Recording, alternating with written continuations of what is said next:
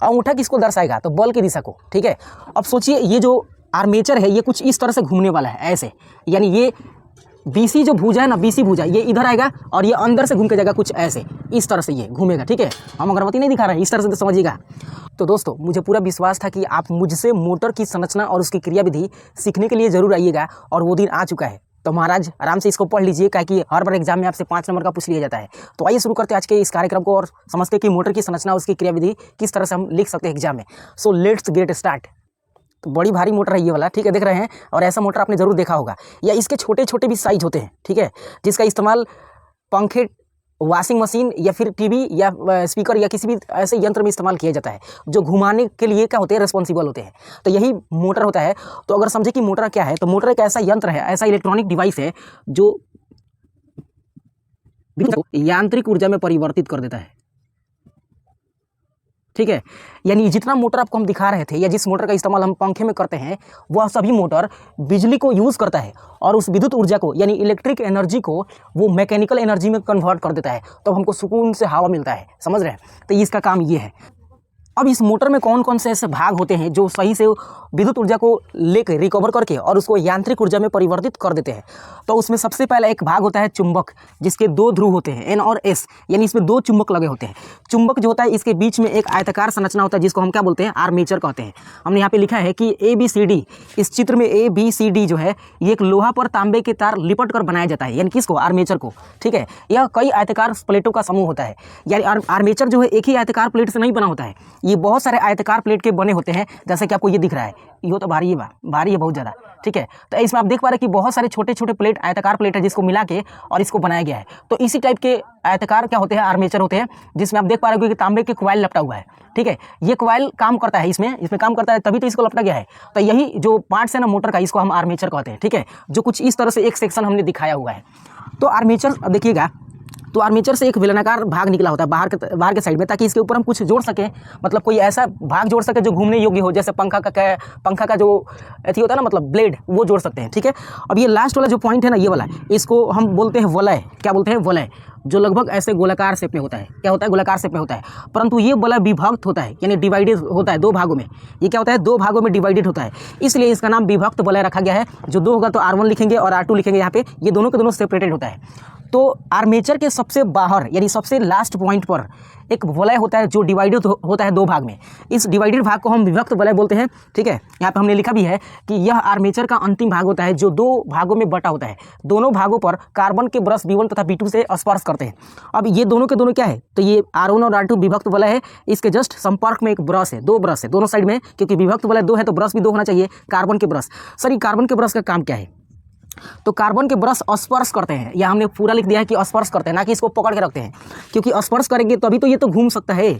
उसमें जो मतलब मोटर के अंदर, जो आर्मेचर के अंदर गोलाकार संरचना होता है, जो घूमने के लिए जरूरी होता है, अगर ये स्पर्श करेगा तभी तो घूम सकता है, नहीं तो अगर पकड़ लेगा तो काफ़ी दिक्कत हो जाएगा, नहीं घूम पाएगा।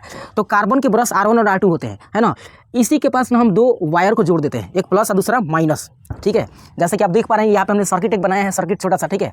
तो कार्बन के ब्रश के संपर्क में 2 वायर होते हैं, एक प्लस वाला होता है, एक माइनस वाला होता है। हमने दोनों को अलग अलग कलर से दिखाया हुआ है, और इसी सर्किट में हमने एक स्विच डाल दिया है और एक बैटरी लगाया है। कितना, एक बैटरी लगा दिया है। जब बैटरी से धारा प्रवाहित होगा तो स्विच को हम दाब देंगे, ताकि इसमें से बिजली प्रवाहित होना शुरू हो जाए। तो देखिए ना ध्यान से, हम बैटरी से धारा को दे रहे हैं। अब धारा को जैसे ये मिलेगा दोनों कार्बन के ब्रश से, तो ये धारा एग्जैक्टली इसके अंदर प्रवेश करेगी, ठीक है। तो कार्बन के ब्रश 2 ऐसे पोजीशन होते हैं, जिस पे हम प्लस वाले यानी धनात्मक आवेश वाले तार को और ऋणात्मक आवेश वाले तार को जोड़ देते हैं, ताकि ये धारा अंदर की ओर प्रवेश करे। तो विद्युत मोटर की संरचना कुछ इस तरह से आप लिख सकते हैं। अब क्रियाविधि की बात करते हैं। तो विद्युत मोटर जो होता है, एक वैज्ञानिक के सिद्धांत के ऊपर काम करता है, जिनका नाम है फ्लेमिंग। क्या नाम है, फ्लेमिंग। इन्होंने कहा था कि हमारे बाएं हाथ के नियम के अनुसार, बाएं हाथ माने लतरी हाथ, लेफ्ट हैंड रूल इसी को बोलते हैं, इन्होंने ही दिया था। इन्होंने कहा था कि फ्लेमिंग के बाएं हाथ के नियम के अनुसार ये मोटर काम करता है, ठीक है। मोटर तो पहले काम कर रहा था, लेकिन खोजा था इन्होंने कि हाँ हमारे जो नियम बनाए गए ना, इस नियम के बेस पर आपका मोटर काम करता है। तो आखिर क्या था उसमें, उस नियम में, वो समझते हैं जिस नियम के आधार पर ये मोटर घूर्णन करता है, और घूर्णन करके विद्युत ऊर्जा को वो ये यांत्रिक ऊर्जा या मैकेनिकल एनर्जी में कन्वर्ट कर देता है। तो बाएं हाथ में 3 उंगलियां उन्होंने लिया था, एक अंगूठा लिया था, दूसरा तर्जनी और तीसरा क्या, मध्यमा। जैसे कि आपको दिख पा रहा होगा यहाँ पे, ये 3 उंगली लिया था इस तरह से, अंगूठा हो गया, तर्जनी और मध्यमा में बीच हो गया। और कहा था कि विद्युत मोटर जो होता है ना, इसमें प्रवाहित धारा, क्योंकि धारा यहाँ से जा रहा है, ठीक है, ये रॉड में जा रहा है, तो इसमें प्रवाहित धारा जो होगा ना, धारा ये धारा माध्यमा को दर्शाता है, ठीक है, या माध्यमा किसको दर्शाता है, धारा को।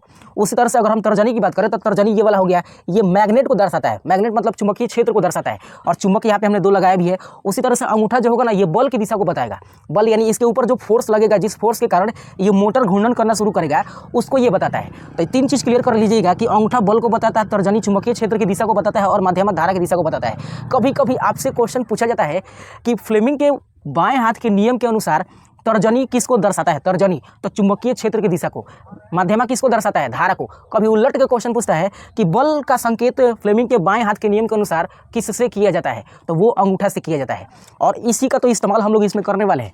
अब गौर से समझिएगा, ये 2 चुंबक हो गया दोनों साइड में, ये धारा का दिशा हो गया, और बल जहाँ लगेगा उसकी कहानी बताते हैं। देखिए ये हो गया मेरा बायां हाथ, या फ्लेमिंग का नियम के हम समझा रहे हैं, ठीक है, ये बायां हाथ हो गया। अंगूठा किसको दर्शाएगा, तो बल की दिशा को, ठीक है।